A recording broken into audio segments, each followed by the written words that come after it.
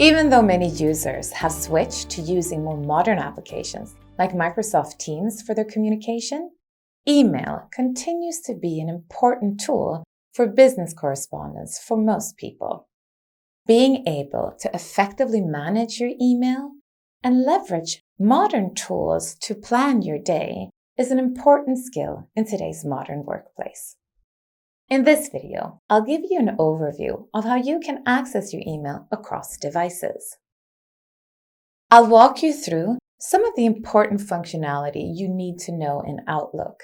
I'll also share some best practices for how to effectively manage email.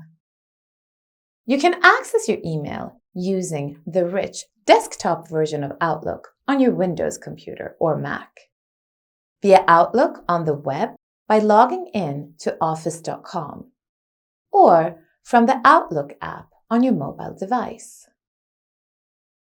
Even though the capabilities vary slightly across these different versions of Outlook, I still recommend that you use Outlook across your different devices for a more consistent experience.